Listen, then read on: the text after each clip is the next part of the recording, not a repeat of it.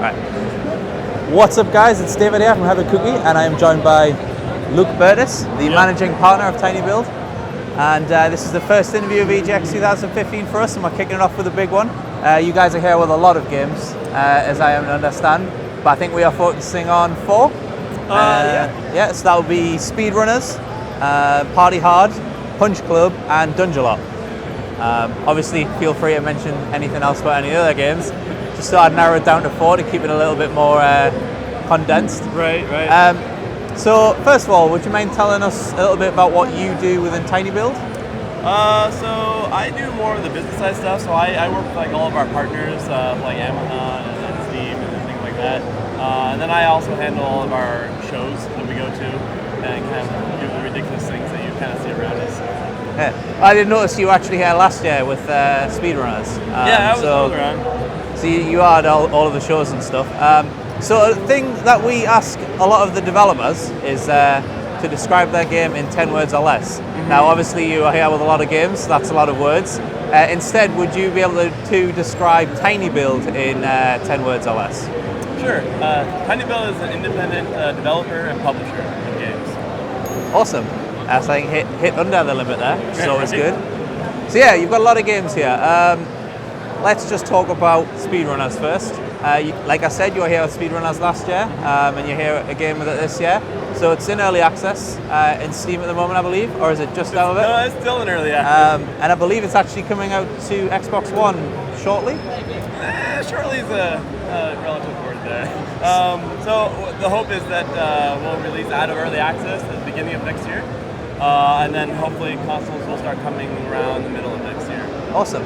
So what's changed for SpeedRunners in the last year since we were here last? Oh God, I don't remember what was in the last year.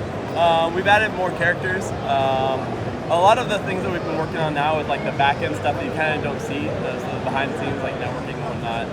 Just tightening it up because we just actually got maybe a month and a half ago into the ESL with SpeedRunners, so that's pretty super cool. And we're just kind of taking it an extra notch to go into the esports world. Yeah, well, that's cool. Well, I can see why it would be an esports game. I mean, it's last year and this year, people just seem to be crowding around it and playing it good fun. So let's go Dungelot next. It's an interesting mashup of Minesweeper and a dungeon crawler game. Yeah. I like both of those types of games, so I was naturally drawn to this. How did that mashup come about, do you know? So I'm not 100% sure how it came about initially, because the Dungelot that we have here is actually the 3rd in the series. Yeah. They released one several years ago, and then they tried to do like a free-to-play version, which didn't work out so well. It's kind of before its time. Now we're helping them do a premium version, again, of the 3rd Dungelot, Shattered Lands. Yeah. And yeah, for me, like Dungelot is actually probably one of the most exciting games we have here for me personally, because I like I used to play Minesweeper a lot when I was younger, and I love like the fantasy sort of dungeon crawling sort of thing. So yeah, Dungelot is really super cool. Yeah, and it's fairly unique. I've only ever seen one other game use Minesweeper in the entirety of games I've played. So I mean, was it Minesweeper? I don't know. It was a game quite a few years ago called Zombie Minesweeper, I believe. But it's a completely different game to this one, so it's still completely original. But no one else seems to have kind of hooked onto that kind of game type as a way to bring new mashups to the table. So that's good. So what have we done? SpeedRunners, Dungelot, Party Hard. Party Hard. Yeah, Party Hard is a really fun game, which is already out. So I've been playing it. I know everyone else here. Have a Cookie's been playing it and we really like it. Very violent game, very funny game, very tactical game. The first time I played, I just ran through and I was caught straight away. It worked out so well.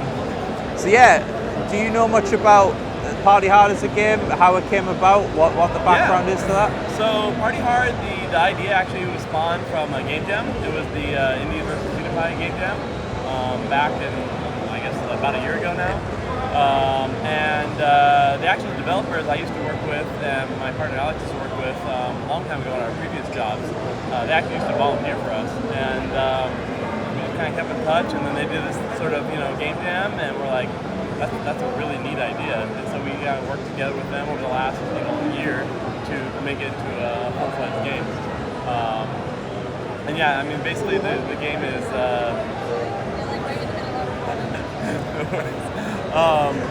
So the whole idea of the game is that you're this guy and you're sleeping next door, and your neighbors constantly throw this raging party at like 3 a.m. every other night.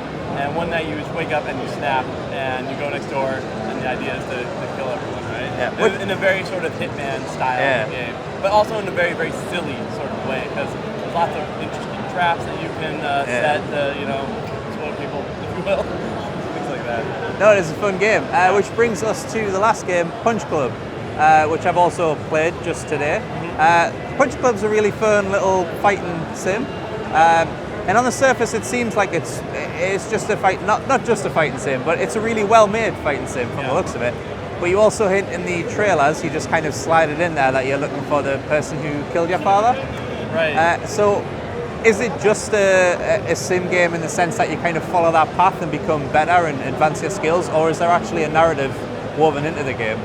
There will be a slight narrative woven into the game, storyline and whatnot. But yeah, it is very much like a 80s/90s like boxing management game. Yeah. The way I like to describe it is like, you ever played Mike Tyson Punch Out for like the NES? Imagine that as a management game. Yeah. And there you go, with a lot of references tied in. It's a very, very good game from what I played of it. So yeah, we've just kind of briefly touched on 4 of those games that you've got here. I was talking to you earlier, and was it Mike? Yeah. It started with him, I got there. He mentioned something interesting about the pricing of Party Hard. What was it, 1,389? $12. Yeah, $12.89. Which is the, since records began, the amount of violent stabbings that's been recorded. So I was wondering if you had any other interesting little tidbits about each or any of the games you've got here, or is that the only one that you know of? Yeah, that's the only one I really know of, to be honest. I mean, the way it came about, we were like, all right, Party Hard is a really interesting, sort of different game, and we wanted to do a lot of fun things with it, because there was a time where it was being compared a lot to Hatred, and I mean, they're both, I guess, about killing and whatnot, but we do it in a very silly way, very, very gory way. And so we wanted to kind of bring that out a little more. So we started just, one of our calls one night, we're like, all right, what kind of pricing can we do between like $10 and $15 that makes it funny and silly? Yeah. So we just started Googling about, and there you go. It's the stabbings, and it's also like, it's an evil number and an apocalyptic number, and we're like, all right, let's just roll with this. Well, it fits. Yeah. So yeah, tinyBuild itself. Like I mentioned, you were here last year with SpeedRunners, and I believe you actually started off as just a developer. Am I correct? So last year you were here with SpeedRunners, and this year you're here with a lot of games. So tinyBuild's kind of established itself as quite a nice publisher of interesting, fun to play indie games. Is this something that was always intentional, or did you just kind of find yourself gradually easing into it? No, it was definitely never intentional, right? Like, we were a developer. Our first game was No Time to Explain, and then after that, actually, we were kind of burnt out. We didn't really want to do games anymore, to be honest. And we ended up finding SpeedRunners at a conference that I was organizing, and we fell in love with like the core game mechanic, but it had at the time it had no real personality. And so we talked to the developer, which was Gertjan and then Casper from Dutch, and we're like, hey, we want to partner up, and we'll use like some of the money that we made for No Time and like fund it into your development, stuff like that. And so SpeedRunners is like a co-development between our two studios. And it just so happened, like, I think it was Kotaku or something like that, picked it up and was like, hey, tinyBuild's now doing this publishing thing, blah, blah, blah, blah, blah, because we're just partnering with another studio. And we just kind of ran with it, I guess. I guess you don't correct it or something like that. And then so people just kept on reaching out to us, and we're like, oh yeah, I guess we can help you on these different aspects because we've had these experiences, and we know a little bit more than they would at the time. And so now we're like 30% developer and like 70% publisher. Yeah. So you mentioned that you just kind of came across SpeedRunners. Yeah. So with the games you've got here, just the 4 that we've been talking about, you've got Dungelot is Red Winter, I believe.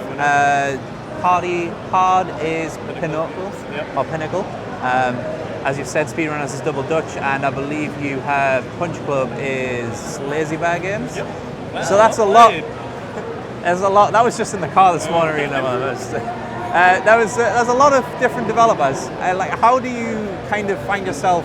Do they approach you? Do you approach them? Do you kind of bump into each other, or? So it's kind of a combination between like personal relationships that we've had with other developers, and then that will spread throughout the community. A lot of our stuff comes from Eastern Europe. My partner is Eastern European, so is my wife and whatnot, and so yeah, it just kind of spread throughout the community of us helping with this game, and they'll tell other friends, and they just kind of come to us and say, hey, can you help me with our game? And then we also go to some conferences, and typically we'll pick up maybe 2 or 3 games a year at conferences. So. Awesome. Yep. So, as well as the vast array of developers that you partner with, I've noticed you release on a lot of platforms. Steam, PC in general, consoles, you've got SpeedRunners coming to Xbox One, you've got iOS, Android. Does that bring a certain level of challenge to publishing, or is it just better because you can reach a wider audience? There's definitely a challenge, right? The thing with a lot of these platforms is it comes with, like, you kind of need a personal relationship with somebody at the platform, and then that helps you drive different things, whether it's features or getting dev kits for whatever the platform is and things like that. I mean, if you don't know anyone within the industry, these companies, it's a lot more difficult. So it definitely helps to have those relationships. Cool. So, is there anything you can maybe tell us what to expect from tinyBuild in terms of what games you could be partnering with, what we maybe could see here next year that you might be allowed to talk to us about? Oh man, to be honest, all the games that you see here are the games that we currently have in our pipeline. So I think right now we're looking for probably another game or 2 to start releasing, maybe summer, sort of fall of next year. Are you doing any scouting while you're here? Are you looking at anything? Anything caught your eye that you maybe want to? I haven't seen anything yet. Like, I've basically kind of done the lap and just like look and try to get my bearings and whatnot. And today, actually, Mike and I are going to kind of go around and actually look and play a bunch of games and see if there's anything that we can maybe pick up. Yeah. But it sounds like you got your hands full. Is there anything maybe in the outer area of EGX, anything outside the rest area you might want to play, or are you going to have your hands full here? I never really get outside of the actual area that the indies are in, to be honest. So that seems to be the answer everybody. Actually, I want to try the HTC Vive. My partner's tried it, Mike's tried it, and I haven't yet. But I heard it's super cool, so something. Yeah, I haven't checked that out yet. I did go on the Morpheus demonstration, and that was pretty cool, but I haven't checked the Vive out yet. But no, that's I believe that's all the questions. It's quite a lot of questions, cover a lot of games, but thank you for talking to us today. And let's see if I can get this outro right, because usually we've got to say what games are when they're out and stuff. So, if you would like to check out SpeedRunners, that's already out in early access on Steam, and it will be on Xbox One next year. I could ask one of the several people walking by, maybe they'll know. They'll know, yeah. So yeah, SpeedRunner is already out on Steam. You can get that early access. Might be out on Xbox One, and that is by Double Dutch Games. We have Party Hard, which is by Pinnacle Games, which is also is actually released. That's on Steam. You can check out Punch Club, which is out later this year by Lazy Bear Games, and that is on Steam and mobile. Yep. And we also have Dungelot, which is Red Winter, and that is out later this year on Steam and iOS. Oh, well, yeah. That's pretty good. That's pretty good. I'm impressed, let's be honest. That's me done that. I won't be able to remember anything else for the rest of the weekend.